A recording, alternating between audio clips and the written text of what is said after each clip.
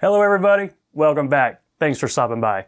Now if any of y'all have watched this channel for any amount of time, you know I love fly tying books and I love to review them. And it's not always just the brand new books. Sometimes I reach pretty far back to pull out a book that, maybe was a great book in its prime, but it's just kind of fallen off the radar recently. But my criteria for reviewing these kind of books is really, are they still useful to a fly tyer today? And are they still commonly available? So I've got one of those for you today. But first, before we get into that, I do want to give you a preview of the next 4 books I'm going to be reviewing. I've got them in over the course of the last week or so, and some great books in here.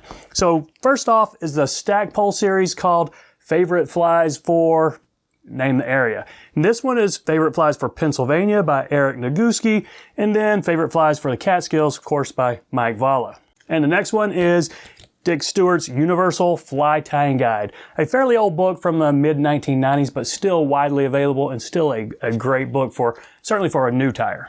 And then we've got Scott Sanchez, A New Generation of Trout Flies. We've tied a couple bugs out of this one in the last few weeks. A great book. I'm definitely going to get to a review of this one pretty soon. Okay, so that's what we're going to be getting to in the next several weeks. But today I've got Flies for Trout by Dick Stewart and Stewart Allen. Now, Dick Stewart is originally from Pennsylvania. The last I could tell, he'd settled down somewhere up in Maine. And Stewart Allen was also a New Englander. He ran a fly shop up in Burlington, Vermont for a few years. I believe he's probably still up there. Now, Stewart and Allen have partnered on this format of a book for several versions out there. They've got flies for bass and panfish, Atlantic salmon, steelhead, saltwater, and this one we're doing today, trout. So about this one. Paperback, 128 pages, good quality paper, nice pictures, 670 fly patterns in it.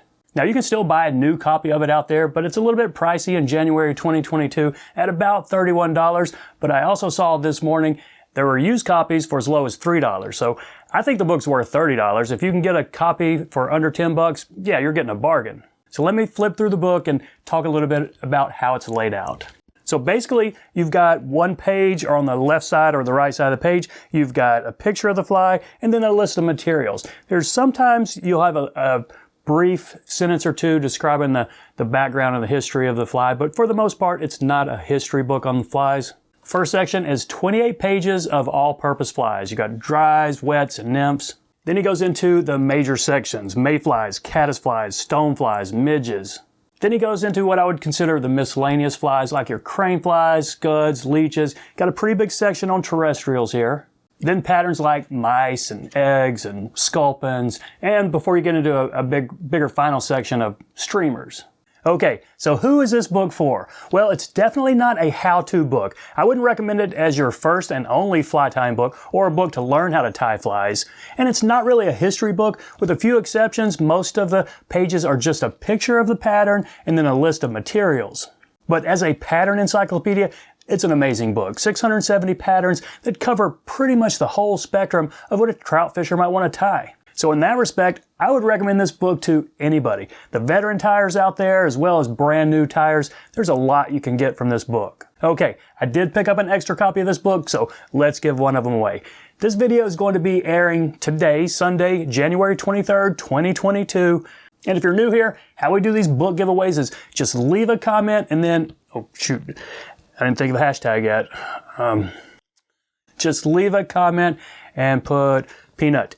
Peanut, #, peanut. Anywhere in your comment, Peanut's my cat. I see her running around over there. I don't think we've ever used her for a hashtag, so no space between the # and the PEANUT. So today's January 23rd. Next Friday, January 28th, 2022, I'll go to the random comment picker, find a comment that uses hashtag peanut. I'll pick a winner and then get the book in the mail to you within the next day or so.